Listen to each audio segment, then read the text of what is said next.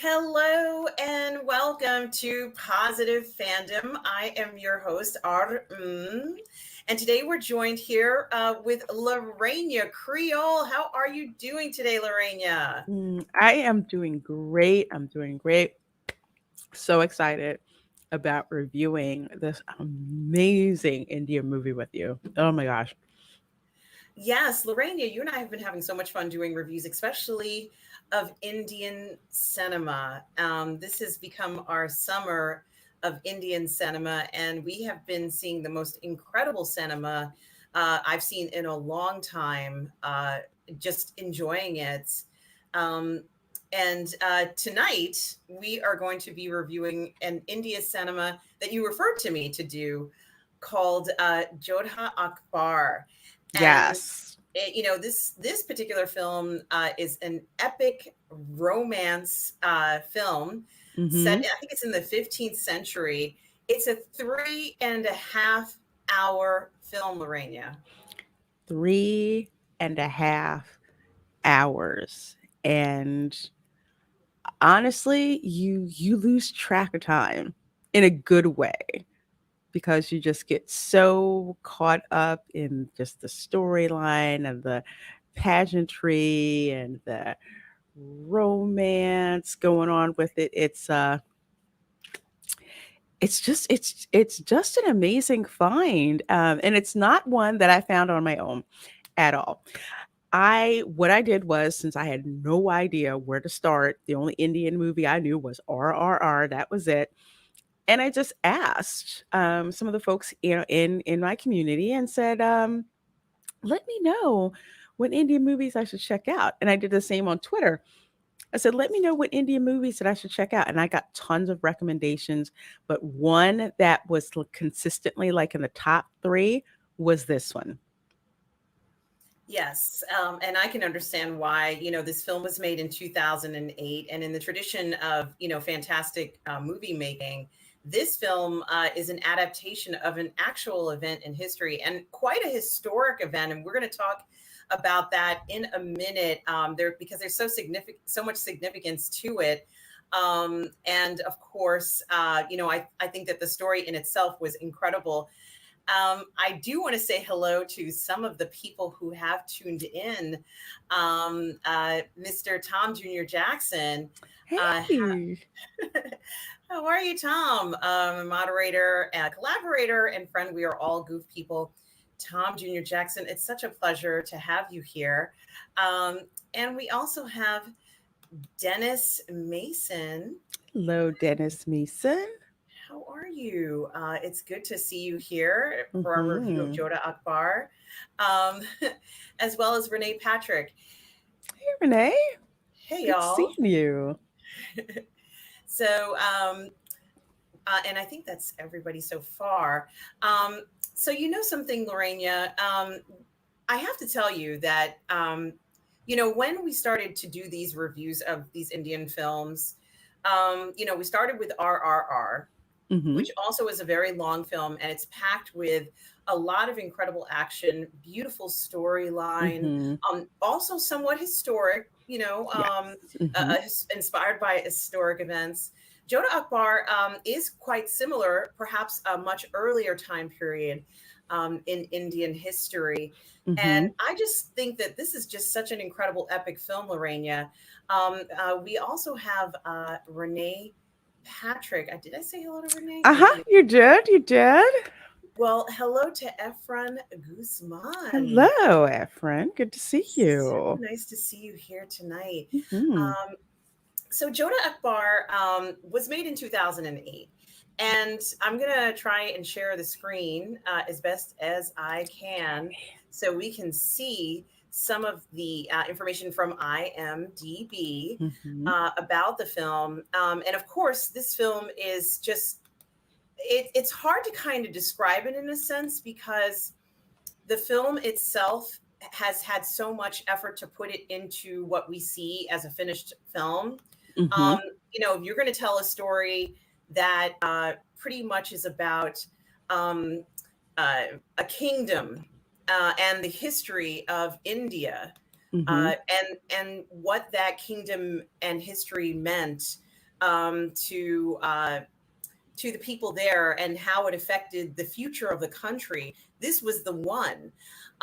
So I have the trailer here. I have it muted because I know we can't play Mhm. it with the sound of him, but the outcome of the future of India itself. And I think that that's Mhm. so profound. As a ruler, you want to have an impact. You want to make lives better for everyone in your country. And this was Mhm. such an interesting experience, but it didn't start out as him having complete control. The story kind of starts out where I believe his father dies, suddenly, and Mhm. he is now in power. But someone is else who is helping him. I guess kind of like a Like a regent. yes, like a Mhm. regent. And although he is going to be the next emperor, so to speak, Mhm. it's very tough for him because he kind of has to go onto the battlefield at a young age, Lorena. And some of the scenes I saw, I was quite impressed for a young child to even be on the battlefield and have to, or have an expectation of having to fight like that. Mhm. But but for that time period was not unheard of for the troops to be able to see the king. That was an important motivator for the troops. So even though he was so young and he had a regent, having royalty there is the inspiration for the troops. So it looks almost it looks very out of place, like for kind of for us to see. But if you go back like in history and how these things go, it actually fits. It's for a boy, definitely. For a young man who is about to, well, he's king, but not really, you know, they have him there. And I thought one of the scenes that said a lot about it was when his uncle basically said, I want you to execute this traitor. And think you're this young Yes. boy, and he's just like, yeah, you show his strength. You need to murk this guy. And it's just like, it's just like, I can't, I can't do, I can't do that. I don't want to, be that kind of person. So his uncle wound up, no, actually he didn't. No, he did. Yeah, he did. He murked Yeah, that he first did. The one. uncle Yeah, did it. yeah, Yes. he murked the first one. Yes. And And you could just see the look of horror on his face when that happened. and I think that experience certainly impressed upon the young prince that maybe there's a different way to kind of handle these Hmm. altercations, these fights. And he even had said something about showing mercy, or that this Hmm. man has already paid a high price for what he's done. He's lost his army, Yeah. and now he's going to be an outcast, and there's no one who will follow him. Hmm. um, but the other man insisted that this person must die in order for him to keep his power as Right. the next emperor. And so I think as time has progressed, we also see first of all, Lorena, and maybe I can jump to it. And this particular, as you know, IMDb they've got over 400 photos, and I kind of Right. wanted to start from the beginning, but they didn't have the full list of photos on that same page. Okay. But I what I wanted to kind of show initially, of course, was the scenes where he was a young boy, and also Hmm. in that situation, but also the very interesting pictures of the different groups of people in this culture, Hmm. across the cultures. Honestly, Lorena, and they're not. It's not showing. I should have previewed a little bit more, but Lorena, we see Words. so many amazing different cultures in this film in India. And I just love what they did in regards to showing us how they are represented as individual cultures with different types of dress, different Hmm. cultures. Hmm. Um, it was wonderful, and there was so much variety. I especially liked the some of the dress that had those elaborate head dresses that had gold and Hmm. gemstones and all sorts of regality to them, that showed the wealth that they had in their Mhm. country. I just thought that from a costume standpoint alone, this film really was spectacular. And then on top of that, they provided specific cultural practices that I don't get to see all the time, but we saw them represented in this film, and I just thought Mhm. it was so lovely. Let me see if I can find any. I'm not finding them just yet, but I'll get to them. There are so many pictures, No worries. 400 pictures on here, Lorena, for Wow. a 3.5 hour film. I'm sure that there is just so much to show. Um, when the prince first meets some of the other kings who are in that kingdom, Mhm. he invites them to meet him, and he has this very unusual desire to show um, that he enjoys taming elephants. And Lorena, we have this battle scene, the same one that you were referring to, Mhm. where the young king is supposed to cut off the head or decapitate that gentleman. But we saw Right. something that I don't really ever have never seen in a film, are these elephants that were used, in battle. And I've Mhm. heard of Hannibal. I've heard of Hannibal using elephants, but I Mhm. had never seen this before. I first of all, I never heard of it before, but I had never seen it before in Mhm. cinema, and it was just absolutely spectacular. Lorena, what did you Mhm. think about those elephants that were just unbelievable in this film? Um, I really liked it. Elephants are very prevalent in Indian culture. There's two species of elephant. You have the African elephant, which is much, much wilder. The Indian elephants are more domesticated. Right. So they do. I almost want to call. I call them almost like the camels of India, so to speak. They're very smart. They train them to do lots of things, and again, they're very prevalent.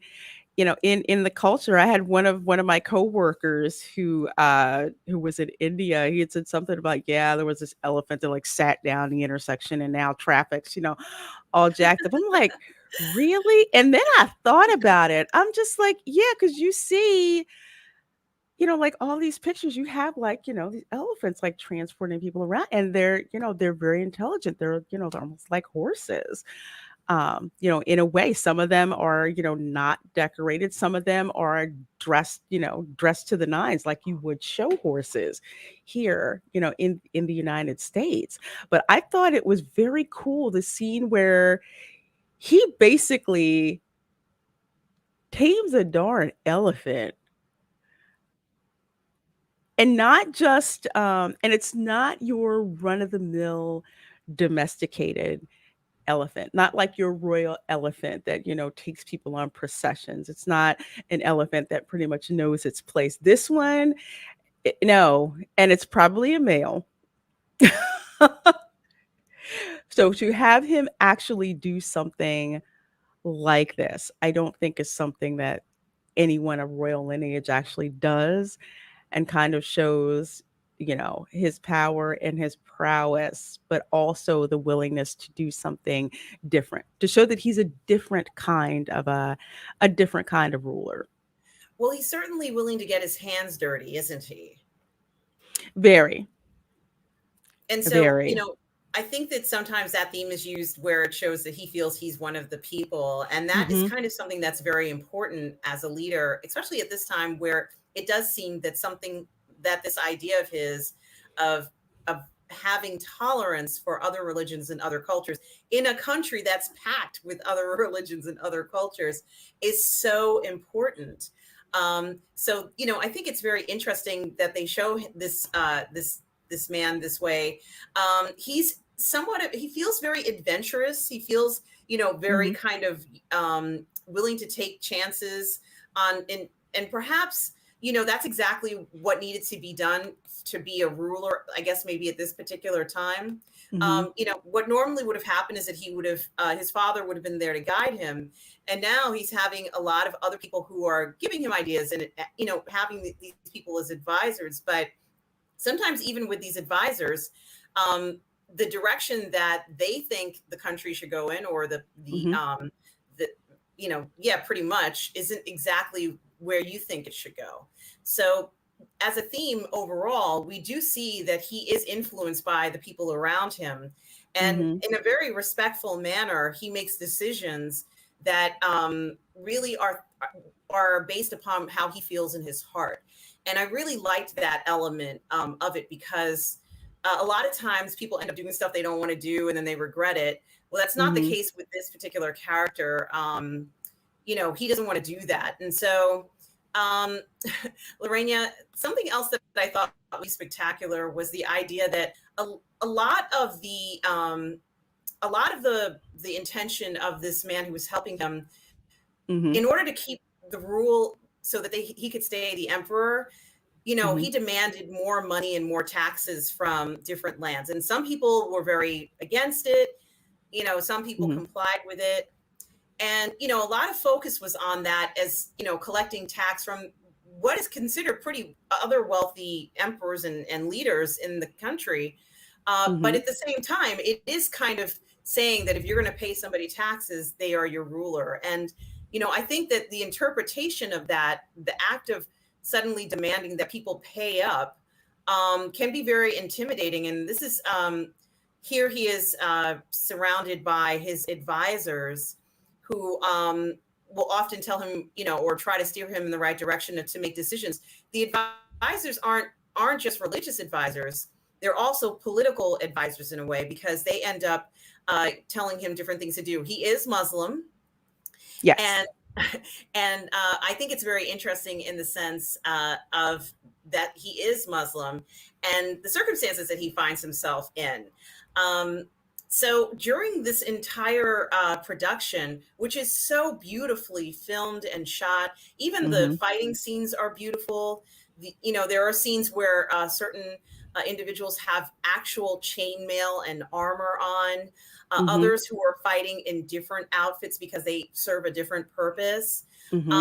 And that variety is real. It was really amazing. But although we didn't see the decapitation, the film wasn't. It had some brutality to it. So if you're looking for a film that shows that some kind of action or some kind of adventure, this film I felt kind of satisfied that for me. What about for you?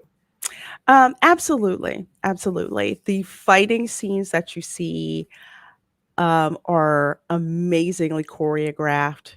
If you see fighting scenes at the Ren Fair, basically the same thing, here. The battle scenes are epic. I mean, like the battle scenes that you would see, like say in Lord of the Rings, or Yes. Vikings, that same urgency and pageantry that's going on. So there, even though this is still a love story, the battles are all out.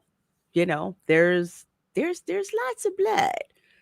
There's lots of blood, and there's lots of fighting, because that's pretty much what the times were. You had a lot of these, I don't want to call them fiefdoms, but that was pretty much it. Fiefdoms who were fighting against one another, um, fighting against the Mogul kings, or Mogul king, which is, where they're Muslim, because they saw them as invaders. Now, with Akbar, because he was born there, and it kind of says that in the beginning, like he was the first Mughal who was born in Hindustan, that's his home. That's his home, and he kind of wants to consolidate everyone. Um, Within his home. Now, with the existing Muslim rulers who came in, of course, they're trying to their whole thing is conquest, the tax, which is the jiza. And you hear them say that, the jiza, which is the tax. If you didn't want to convert, you had to convert to Islam, you had to pay the tax. So there was the taxes that were going on, even to the point where, and this is actually a pivotal moment. Well, we'll get into. I'll bring this up a little bit with Joda, because we'll talk about that, where he basically is kind of like, well, I want your heart. And she's like, no, that actually takes work to do. To win someone's heart, you have to connect, with their mind. And he finds out from some of the people, because he goes incognito. And I think, I not was it Richard the Third? I forget which English king was noted for doing this, would go out nondescript and just hang out among the people to find out what they were truly saying. And that's what Akbar did. He went out with the people. He had to realize he wasn't the king when he was trying to, get away with a cheaper price, and dude's just like, no, no, no, go away. And he almost pulled a, do you know who I am? But like this, that if you want to be incognito, you can't do that. But he finds out from the people that the Hindus are being charged a tax for when they want to go on pilgrimages. And they're like, yeah, if you're rich, doesn't bother you. But most of us are very poor. And that's not something that we can afford. So how can we go and serve our God if we can't do that? And one of the things that Akbar does is like, okay, well, we just need to get rid of that, much to the disdain of some of his advisors, Oops. as well. So he's a different kind of ruler in that he's not trying to rule to be an overlord. He's trying to rule to bring all of the people together, a form of nationalism, as you say. Absolutely. And so part of part of what happens through the negotiations with all of these other leaders, as you said, Lorena, is that the the emperor essentially agrees to he knows that there's a way to make peace, and he's determined to make peace. Mm-hmm. And through the course of negotiations, it's determined that he can bring the nation together as one Mm-hmm. if if he can get certain parties to agree with one another. And that's that part. I can't find the photograph of it, but there are all these fantastic leaders who come together, and they say, yes, I'll do it under a condition. Mm-hmm. And one of the conditions for him to kind of seal the deal is to marry the daughter of one of the leaders. Exactly. And that is a move that is not out of the ordinary. Something that's been done for millennia, even when it comes to Europe. Hey, you want to stop fighting? Okay, marry my daughter. You want our money? Hey, marry my son. That's what they would do and try to form these alliances. And in a lot of societies, the easiest way to heal a breach between two warring parties is, guess what? Your daughter marries my son, we all become one happy family. How about that? Absolutely. And it was just amazing because when the film first starts, Lorena, we see that this young woman is betrothed to someone else. Mhm. And, she's brought up also in her own palace because her father is a leader and a royalty essentially. Mhm. And she thinks she's going to marry someone else. And so she's a Mhm. very, very comfortable life in the palace. Mhm. And then, of course, when she comes of age, only to find out that she's not going to marry who she thought she was going to marry her whole life, but this other, essentially, the emperor, and she doesn't even know him. And not only that, she is from the Hindu religion, and she Mhm. knows that the emperor is a Muslim. And of course, in addition to the fact that he's a stranger, this is something that she's very concerned about. And I think that anybody would be concerned about it. We're concerned about this today. um, and of course, today it does not seem too far fetched to get married to someone who has a different religion. I had wondered Mhm. what people did then. And I guess traditionally, what would happen is you married into a family and you converted to that religion. I think that's usually the case in most areas. You would actually convert to their particular religion if you wanted to cross that particular boundary. Usually, most of them try to marry within their own religion. But yeah, I believe it's like if the person comes in, you're actually expecting them to convert, because one of the things that Joda brings up as a condition for marrying Akbar. Here's this one part where I just thought was really heartbreaking, when she gets the news that, yes, you're gonna marry some other dude, and he's a Muslim. And it's kind of like, you mean the same ones that are issuing demands to all of the other fiefdoms that basically said, fall in line or else we're going to conquer you? Like, this is what I'm supposed to do? And she's just like, I don't know if I can even do this. And her mother's basically like, well, do it for your people. And she kind of realizes that it's something bigger than herself and reluctantly, you know, goes along with it. But she says that there's two conditions under which she would marry Akbar. The first one is that she would not be forced to convert. Right. That was the first thing that she brought up. You're not forcing me you're not forcing me to convert. Because if I remember correctly from some people who are Muslim, if you marry a Muslim, you're basically expected to convert to that particular religion. So she said, "No, I don't want you to coerce me into conversion." And the other thing she said, "I want a small temple to my God in my chambers, and I want to be able to worship without without any encumbrance."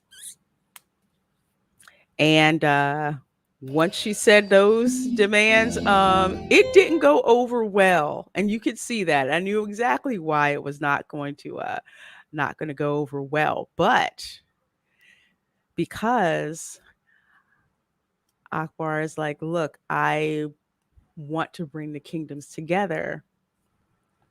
He's just like, okay, I'll go ahead and concede to it, which There certainly made him a lot of enemies when he did that. Actually. there certainly was a lot of resistance to the idea of her being able to keep her religion, and also the idea that she was going to be allowed to bring in an altar essentially to pray Mm-hmm. to her God. And I at the time, I'm sure when she demanded this was quite radical in a sense, or something Very. that for her to make a demand like this. I mean, she is marrying who would be essentially the most powerful man in the country, right? Mm-hmm. So Exactly. her demand kind of seemed, or could be misconstrued as her trying to tell him what to do. I'm trying to play the trailer, but it's not cooperating. But what I was going to say is that he agrees to do this.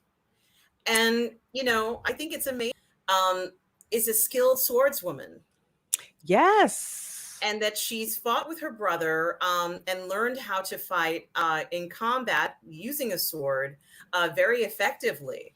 And Mm-hmm. so when she finally does end up marrying the emperor, um, my anticipation was whenever we saw the emperor kind of, use his sword.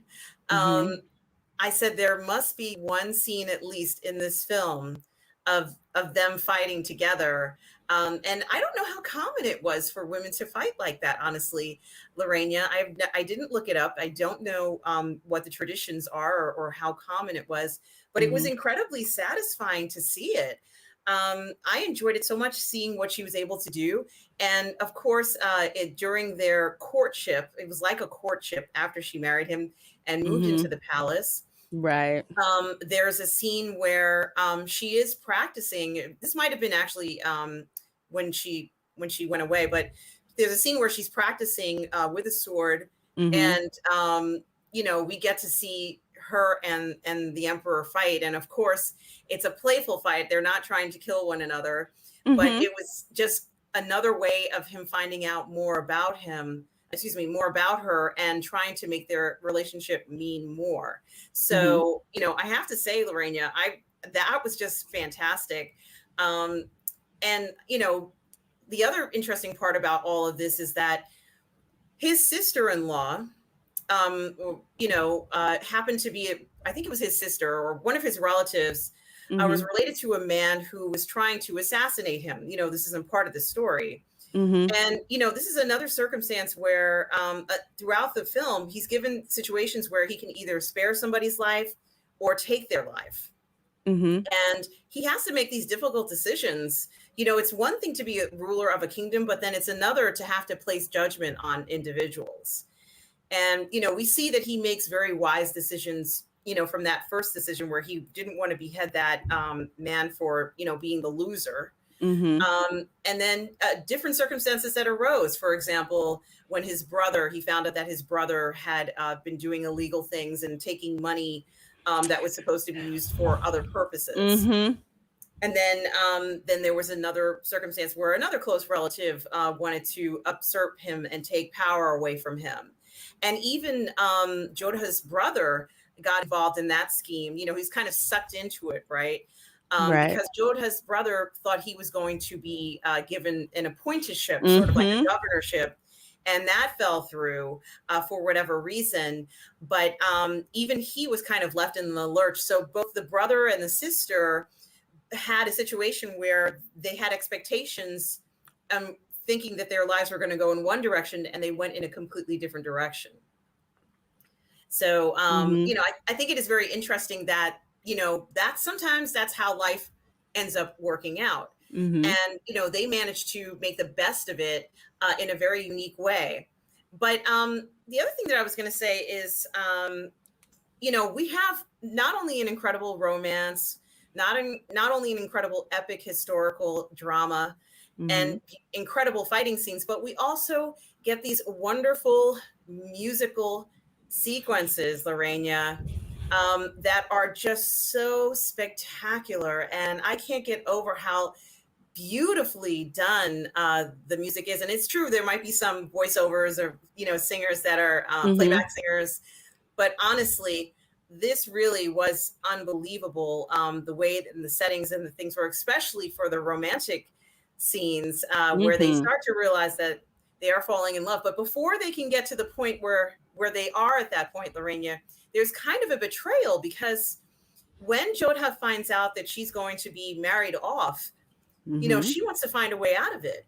And someone gives her a vial of poison, and she decides to write a letter to her brother saying, "Come and rescue me." But she never takes Mhm. the poison and she never sends the letter. But something else happens. Oh, yes. Yes, yes, yes. So, Akbar actually there's this dynamic, really weird dynamic going between his wet nurse, elder mother, and his real mother. Because when Joda meets her mother-in-law for the first time, and she's very warm, she's very welcoming towards her, but lets her know that Akbar's wet nurse is the one he listens to. She's like, he listens to her more than he does myself. Well, she does not like Joda at all. She doesn't like her. Doesn't like her mainly because she's Hindu. Doesn't like her. And she feels that that she's a distraction to Akbar. So obviously she's trying to find things that she can do to sabotage everything. And she comes across this letter. She finds this letter from actually no, one of her minions actually actually finds it, and she reads it, and she's like, "Well, we can use this against her." And the other maid's like, "Well, she wrote this before she was married." So it doesn't make any sense, but basically told her Wetner's basically told her, "Shut up, don't say anything, know your place." And she uses this letter to put doubt into Akbar's mind. And it's such a betrayal. He's so angry about the whole thing that he sends her away without even getting her side of the story. Yeah, that was kind of sad that it got to a point where the level of animosity was so great Mhm. that he pretty much just sent her away, like as if he were punishing her. And Mhm. she hadn't done anything wrong. It really was a devastating blow. And the one person that you expect to trust, or at least the one person you expect who would have, you'd want to have that you would trust no matter what, would be your Mhm. husband. So Right. having that situation where, it was essentially like a betrayal, because Mhm. they didn't have a conversation to kind of discuss these details, it Mhm. must have been very difficult for her to deal with that. So, um, I know, unfortunately, she had a conspirator working against her, who was essentially his wet nurse, as you said, Lorena. Mhm. And And she was warned by his mother that this wet nurse woman Mhm. has more, game than even the mother. And I thought that was kind of unfortunate because as a mother, you would at least want to have a certain level of influence over your children. But that wasn't the case for him because I guess the mother mentioned that she had been away for 15 years traveling around. That's what stunned me. She's like, "Oh, I've been gone for 15 years." Because before she said that, I'm like, okay, I've seen and heard, where if there's like a royal child that's born, they'll usually have a wet nurse to take care of the baby. Nothing new has happened throughout, throughout history. And some of them will actually have a closer bond with their wet nurse because they're the ones who's actually meeting their emotional needs day to day, as opposed to their parent who's like a ruler who's concerned mostly with the affairs of the country and not necessarily their children, because basically all they had to do was just have children, not necessarily raise them. They just had to have these heirs. So the royal children would usually have more of an emotional bond with their wet nurses or governesses than with their parents. But in this case, it's even more pathological because I don't care who you are. You would not want to have somebody, say your child taking the advice of someone else over you, and I think that blatant contrast added to the intrigue of this story. It's like he's gonna believe this chick over his own mom. I, it was just stunning. But it eventually got to a point where the mother actually stood up for that when she revealed to her son, you know, what did Joda really do to you? It's like she Yeah, did, she did nothing to you. she had to intervene because things had gotten pretty bad. It looked like they were going to have a great relationship and things were in the direction that a relationship should be going. But unfortunately, that was not the case after that event. And being sent away, that's like one of the worst things that could happen to anybody. She asked him, "Where am I going?" And he said, Mhm. "Well, I'm going to be sending you home." And I couldn't believe it myself, Lorraine. I said, "He can't do that. This is her home. This is now her home. And he Mhm. can't send her away to someplace, just because he's upset about something." So, I think that it also demonstrated that he had these outside influences that perhaps were not making the best decisions for him or guiding him in the right Mhm. way. And, eventually he realized, as you had said, when his mother intervened, that something was wrong here. In fact, she has no reason to do any of that. The man who she saw that night was her brother, who she loves dearly. Mhm. And she, of course, she wasn't there. Somehow, the wet nurse convinced him that Jodha was an assassin sent there to kill him. And I Mhm. thought to myself, this is like the most ridiculous thing to say. Clearly, she's not there to do that, but he was Right. convinced of it, and that's frightening. That your husband would think that that's why you're there. So I guess in lieu of killing her, or saying that she tried to kill him or has a plot as treasonous, he sends her Mhm. home. But um, once he finds out about this, that it's not true, he Mhm. wants to get her back, of course. Yes, because it's a blow to the ego because you see he's very emotional and wrapped up, thinking that she was sent there, to kill him. For him, it's just kind of like I do all this work to get her to trust me, and it's like it turns out she's trying to kill me. I feel really stupid. I need to save face. So it's like an overreaction because he's emotionally invested. And yeah, so I thought one of the parts that I really did like was when he went to where she was. And his mother-in-law, her mother receives him like with open arms. And so-called, I didn't know if it was true or not, but the Yes. tradition there was when, the son-in-law comes to visit, his wife's hometown, basically you have to pick her out among all of the veiled women who were here. And I thought that was neat because he had to, it's like, how well did he know her? And he does wind up, picking her up. But the mother-in-law said, if you pick her out correctly from all these women, you get to share the bedchamber with her.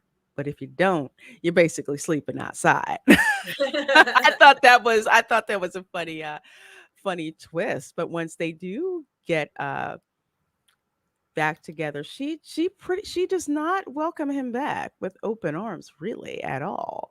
If anything, if anything, she kind of tortures him a little bit. In a good way. It's kind of like you're gonna you are going to pay for sending me away like this. It's a very Definitely. And seductive way she does it, actually. she almost has no choice but to do that because he's put her in a difficult position. I think this is when he sees that it's her, or it may Hmm. not be the exact Yeah. one, but Hmm. perhaps that is the one. He puts her in a very difficult position because if she accepts him back too readily without trying to figure out why he did this, she's not Hmm. going to know whether he really cares for her. And she makes a point of saying, and you may have said this already, Lorena, that he Hmm. has to win her heart. And it Yes. was important for her to feel that way on the wedding night. The only reason why she couldn't be with him the way that she would be with her husband is because she very clearly said, "Look, I agreed to do this, Hmm. but my heart is telling me I can't do this right now." Hmm. And so we knew that at some point he had to find some way to fall in love with her if this was going to work. Right. And and I think that this thing that happened between them is obviously going to turn her off tremendously. Hmm. She's not going to be enticed to be with him, and he is also getting to know her on her territory now. Right. So I thought that that was interesting in that sense, and perhaps sort of more of a cultural exchange, or at least Hmm. in the sense of a relationship was needed, and it certainly started to happen at that point. Um, Now, another very interesting thing, as I said before, was that unfortunately, he his power as the emperor, that there are people who are constantly wanting to take the power away from him.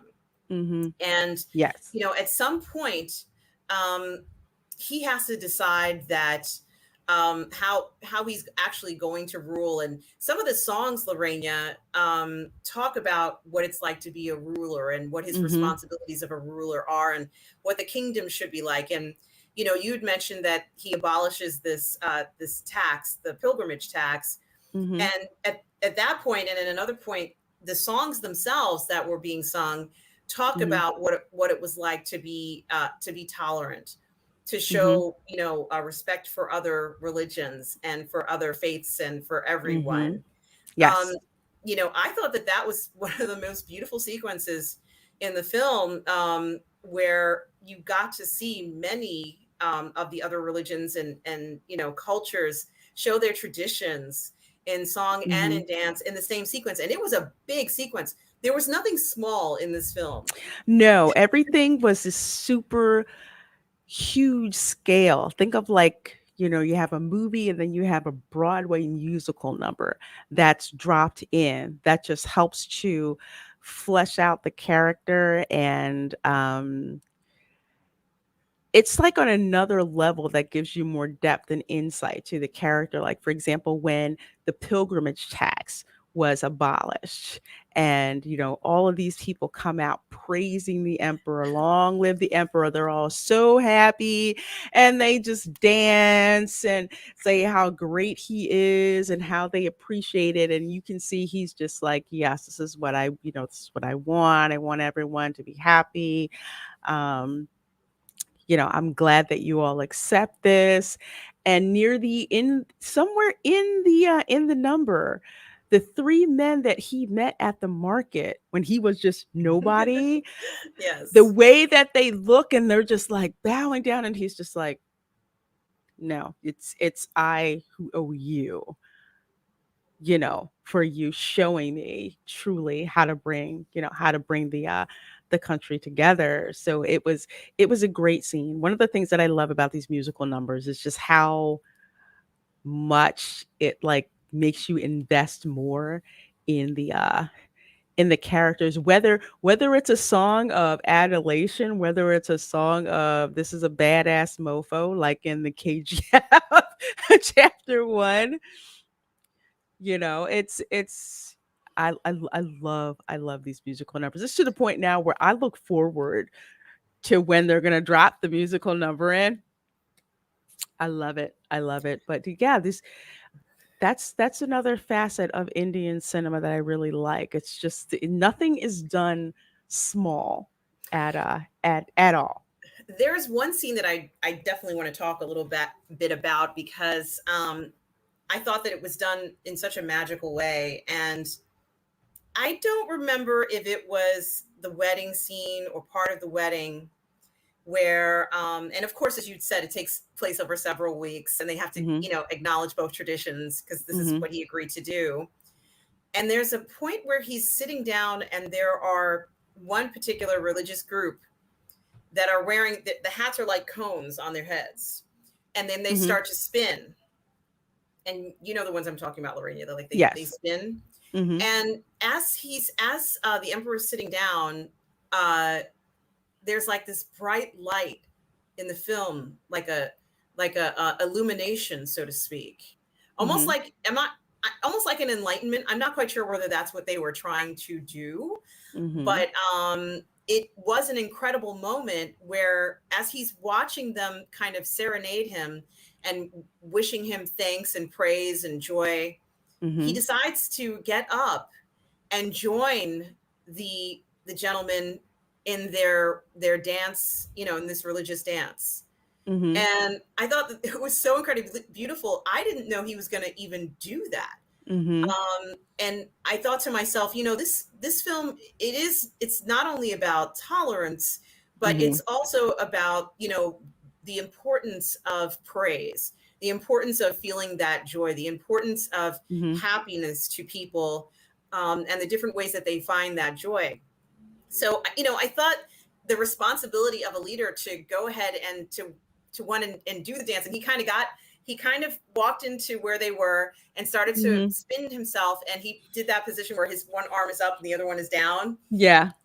and it was so beautiful, Lorena. Like, I almost started to tear up when I saw that, because I said, oh my gosh. And we talk about seeing films in modern day, we talk about um, the message that different films may or may not have, Mhm. and it is true that this was a historical, epic film. But Yes. boy, Lorena, there were some moments that really moved me in this film, to the point of tears. I mean, I fell in love with that romance part, when they finally discover that they are in love with one another. And it is such a beautiful blossoming of love. On screen, Mhm. it's very romantic, it's very sultry. Yes. It certainly hit a lot of marks for me, and was incredibly tasteful as well. I have to say that the idea of what it means to fall in love and to express that love, was miraculous in this film for me. Very. And the way that the exposition of it was done, it's like not only do we see the characters fall in love, but we're also rooting for them, and you kind of put yourself in the place of the particular character, when she finds out that basically Akbar got an arrow to the chest, and she's just like, "Oh my gosh, I'm probably gonna wind up losing him," and she's nursing him back to health, and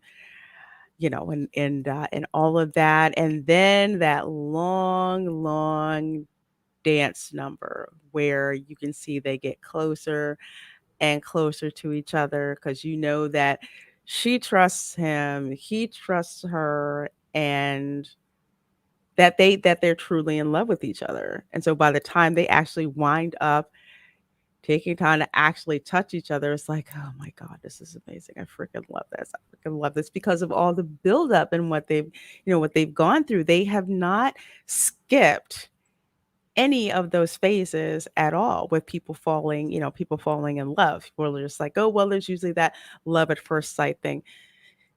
Yeah, okay, but that's over in 5 minutes and, we can all go home. But the fact of meeting someone and then trying to figure out what it is that you have in common. If it's something like this, where it's like it doesn't matter what you have in common, guess what? You're stuck together and they're trying to make the best of it. One's trying to get one to trust the other. Something happens, their mistrust comes in, and then they actually learn how to forgive each other, which is another one of learning how to do that and learning how to truly build an intimate relationship between the two of them. So I thought it was very beautiful how they showed that. This was a woman that he was willing to do whatever it took to win her heart, um, keep her heart, protect her. Anybody was talking crap about her, he was not having that, That's right. he was not having that,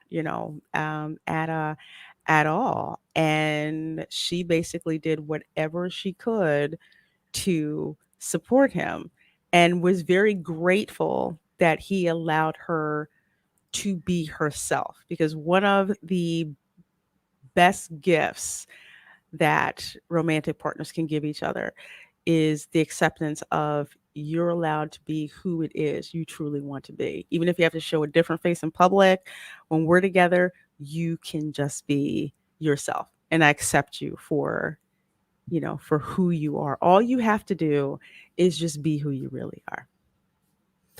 Which is pretty Absolutely. much what we all want, to be accepted and to be loved for who we are, and not what someone thinks that we are. And it's interesting because I think it was at the end of the film. It may not have been at the end of this film, but I think it was at the end of the film where they talked about how their romance is not was not talked about that much. The focus on their romance Mhm. may not have been something that was talked about very much in antiquity, but No. clearly this is a spectacular love story. And I Mhm. do just want to say hello to a few people out there. I wasn't putting up their comments because I couldn't do both at the same time, like show photos and do that. Oh, So no worries. well, Zachariah 315 says, howdy, y'all. Hello, Zachariah. Good to see you, my dear. And also, Lance Corporal Waffles says, good evening, ladies. Don't know if I'll be able to stay and watch. Just wanted to drop by and say hi and leave a thumbs up. Thank you so Thank much, Lance you. Corporal Appreciate seeing Waffles. you, my dear. Absolutely. Also, Woodrow is here. Um, and he says, helps to look up an article on Timur to understand where Akbar is coming from and the legacy he has on his shoulders. Yes, certainly there's a lot to be learned from this film, and it just makes you want to find out a little bit more about the culture and the Mhm. history there, which is incredibly rich and certainly something that uh, has just so much to teach us. S Beam is here. Hello, Hello. S Beam. Thank you so much for stopping by tonight. Mhm. Yes. And we also have, let me see if I can, yes, the Outcast Creative.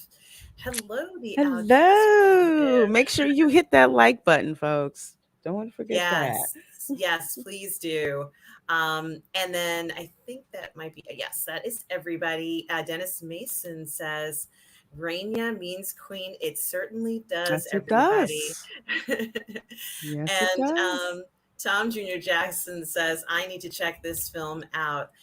Certainly, Tom Jr. You Jackson. do. It is certainly one of the best historical representations of this love story and, history making uh, decision by this emperor to Mhm. rule his land and accept different cultures and religions together. Mhm. Um, I also think what I like about it is that while there were some confrontations, it seems that a good portion of the people were living in peace, even though they did have different cultures and different religions. And Yeah, they pretty much were, but the power brokers who were coming in they were basically Muslim. and they were the kingmakers that that were coming in. We are coming in specifically to rule, and fiefdoms who had kind of been isolated, kind of doing their own things and fighting, amongst themselves, are kind of like, what do you mean I need to join you or get wiped out? There was that whole strife that was going on.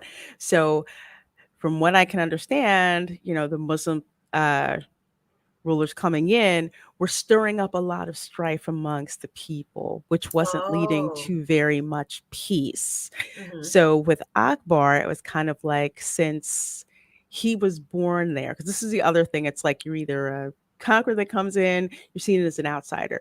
You're born there, so the people know. It's like you are from this area, so you're trying to unite all of us. So he's trying to rule in a way of basically growing the country to be peace and prosperity. The people like peace, the people like prosperity, the people don't want you fighting, all over the place.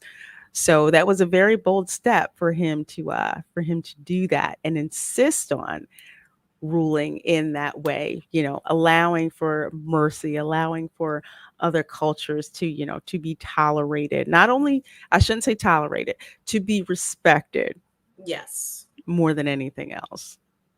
absolutely. And I often think about when you make a film like this, Mhm. between the costumes, the sets, and those palaces, Lorena, when you go inside of them, they were just so spectacular. Woo! Um, It's Oh, gorgeous. it's so wonderful to see it. The jewelry was spectacular.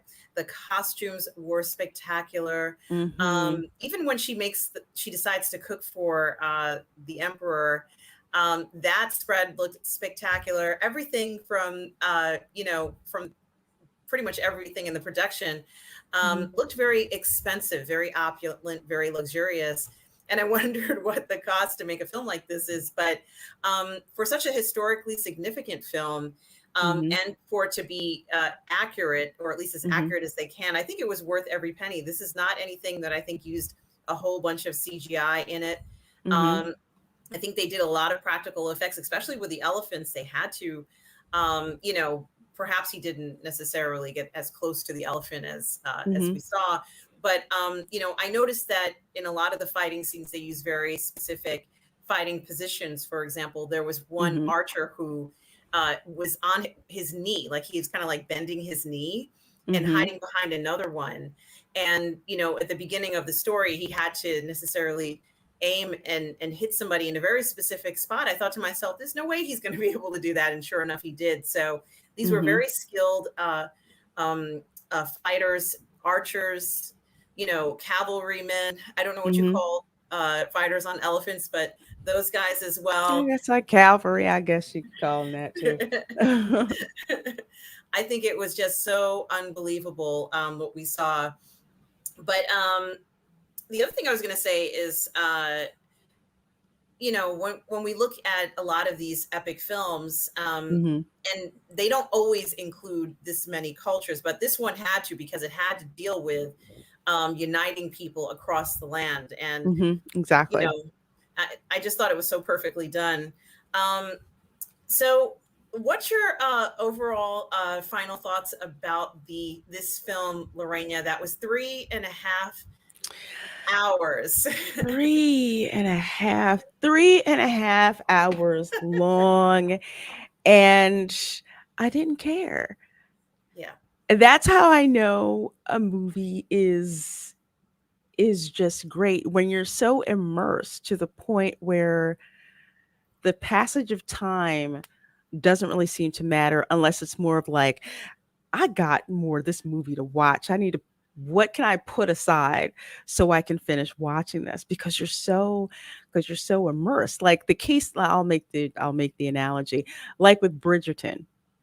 Okay, Yes. just next episode, next episode, next episode. Because when you look at it, everything from the style of dress to the sets to the music, everything is put together to make you keep hitting that next episode. And it's like you do it without thinking about it. So with this whole movie being 3.5 hours long, you're invested in the story and the pacing of the story. And you're right, Renee Patrick. Oh my gosh, the saris, the clothing, the jewelry, the ceremony that you see. Like, for example, when she makes dinner for him and they bring it's a production when they bring the food out and then they put like these gold huge chargers in front of the emperor and the other people and you see the camera pan up when it's okay to serve them and you see the servants putting down each dish and you see kind of like how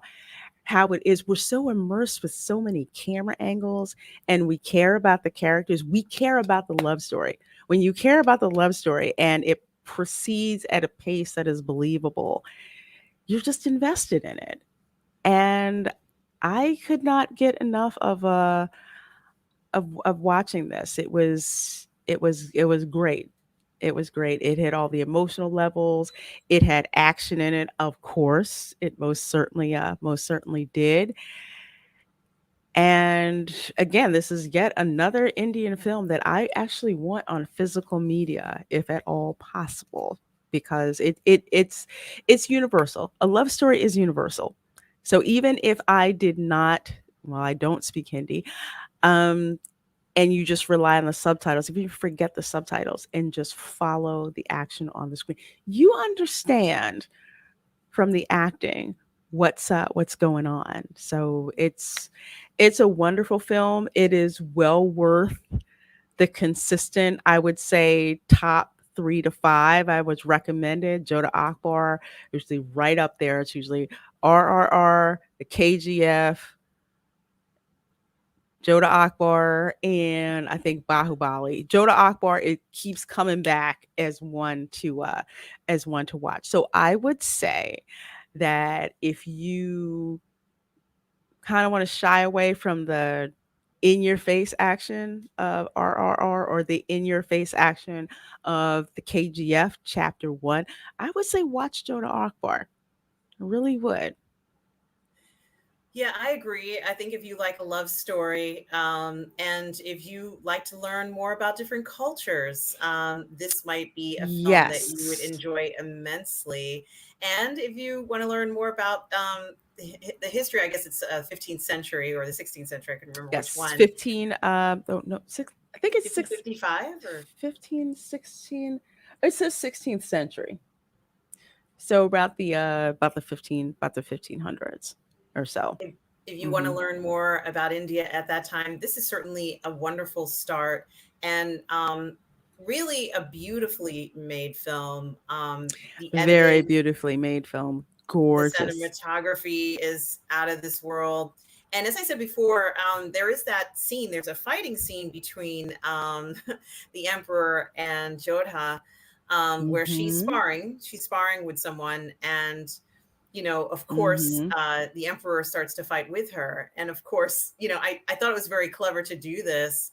I really enjoyed that scene so much, Lorena. And of course, they got very close. The swords. They got Mhm. at the verge of where they were going to kiss each other. And then, she pushes back, and it was just so incredibly playful sword play that was incredibly romantic and, You think it was very playful? badass.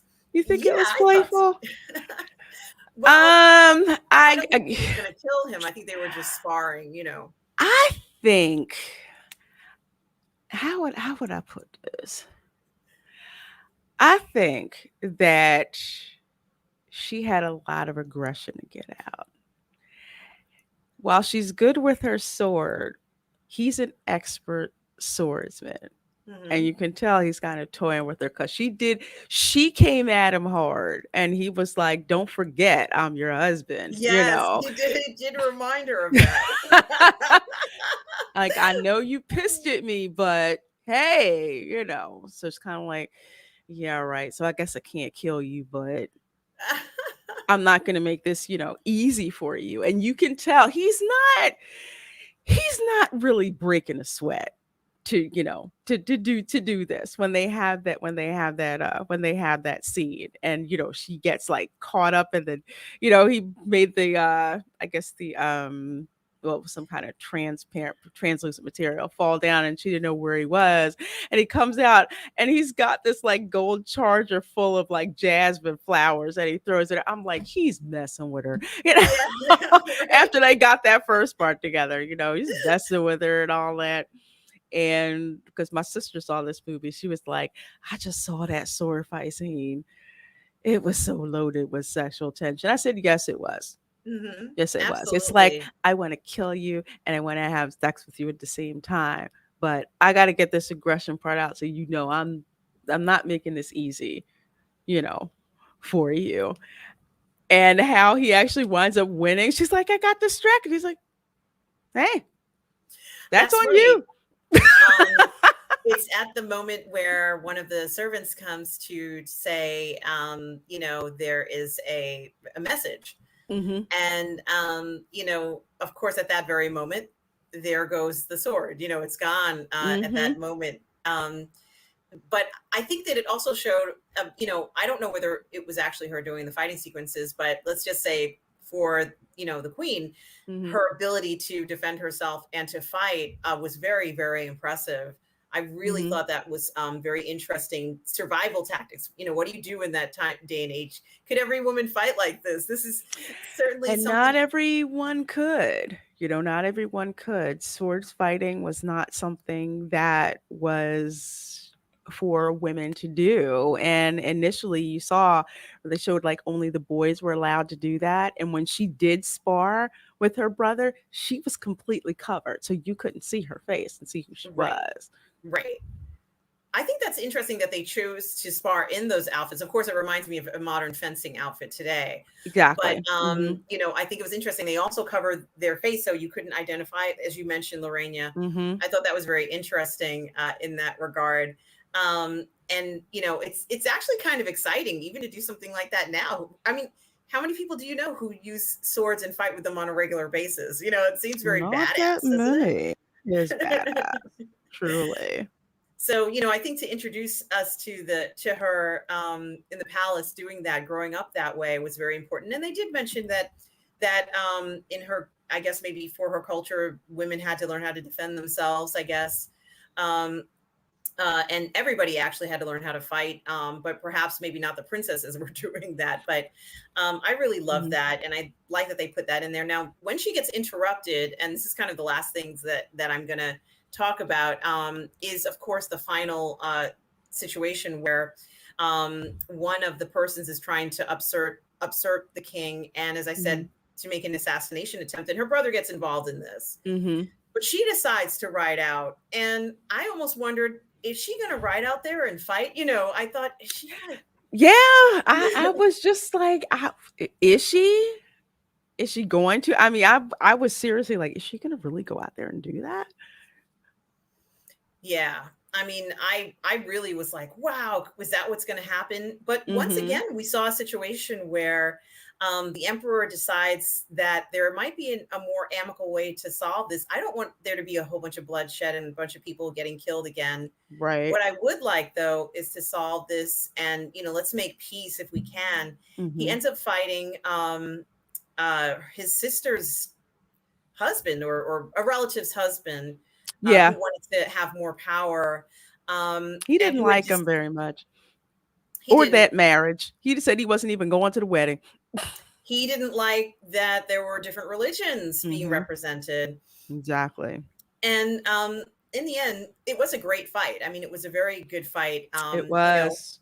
I enjoyed that final fight. And when we do finally see the couple together, he brings her out and he says this testament of, like, I am your emperor and I'm Muslim. This is your empress or queen, and Mhm. she is Hindu.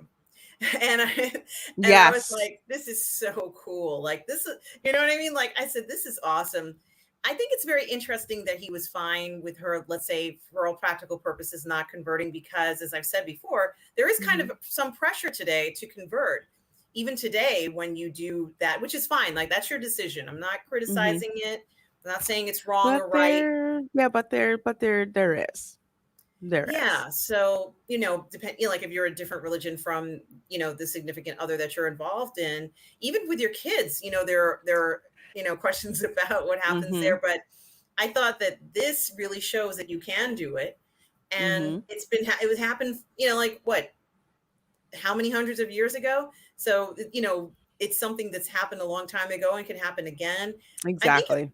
I think it is also shows that the future can be very hopeful in regards to getting along. So there are just so many incredibly beautiful elements in the film, Absolutely. and I enjoyed it immensely. And everybody, I had the link for your channel up here, Lorena. Oh, Um, thank you. yes, Lorena, where can people find you? Well, folks, first of all, thank you for having me on the channel to discuss this amazing, amazing, amazing film. Yes. You can find me on Instagram. You can find me on Twitch. You can, of course, always find me on Twitter, causing all kinds of mayhem. I will never leave Twitter. They will have to perp walk me off of that app. I've been on it for way too long. And of course, you can find me on YouTube streaming and doing videos about all kinds of stuff: science fiction, pop culture, theme parks, anime, and of course, now Indian movies. And if you have not seen our RRR watch party, our watch parties are truly a different experience. You're not going to sit there and just watch us just look at the movie. No, no, no, no, no, no, no, no, no. You get commentary from us. We get commentary from the chat, and it is just a live experience. So even if you're not watching the movie with us, you get so much interaction and feedback. And so many people have said how they enjoyed it. We had so many people to give us context about the movie, which we didn't even know, telling us stuff like, "You're not ready for this so and so musical number." We're like, "Oh no, we definitely were not ready, ready for that." People just liking our reactions to it. So please do indeed check out our RRR watch Yes. party. It's flipping awesome. And Absolutely. You will find that link in my community page here, or you can go to Lorena's channel and find it there as well. yes, yes. So, oh gosh, to run down everything. Oh well, let's see for what I'm doing. Actually, to think about that, tomorrow at 8:30 p.m. Eastern on Drunk 3PO's Basement channel, the Dark Council Yes. will be convening. So please do check out myself along with the 6-man team, which Fatal J is hosting this week. So we got, well, he's on point. So we have Fatal, we have Mark with the C, we have Abu Nas, we have Lord Callus, we have Demajani, and of course we have Drunk 3PO, and myself in the background trying to keep these toxic men in line, which 9 times out of 10 works, but when it doesn't work, hilarity ensues. So tomorrow, of course, not tomorrow, excuse me, Thursday, 5 p.m. Eastern on my Twitch channel, and I, for Toxic Male Appreciation, we're starting a Yes. watch party and review series for the Amazon Prime series, The Terminal List, starring Chris Pratt. Yes. I am so excited. We love our military, especially our special Yes. operators, and this series was made for them. So we are going to take our time reviewing each and every episode, watching the episode first and reviewing the episode then. Let's see, Saturday, of course, 9 a.m. Eastern, I will be streaming live from Epcot. Going to be visiting the Norway Pavilion and find so much cool stuff that's over there. And 7 p.m. on Saturday, going to be doing a live watch party of the movie Top Gun, which has not seen. So we're going to be doing that. Oh, but as always, I love hopping onto your channel, folks. Subscribe to this lady. She does Oh, thank you. so much. We're trying to get her to 1,000 subs, and we know we can do it with your help. So subscribe, subscribe to Positive Fandom, and run all of her videos. Give her that watch time as well. Yes, please subscribe to my channel. Everybody who showed up for tonight and who will watch this on the replay, thank you for doing so. Of Indeed. course, on today is Tuesday, so on Mhm. Wednesday and Thursday, sometimes you can find me on the 1/6 Scale Man Network, either on Say What or Uncivilized Scoundrels. As Lorena mentioned on Thursday on her Twitch channel, we're going to be doing a review of The Terminal List with Chris Mhm. Pratt. Guys, you don't want to miss this.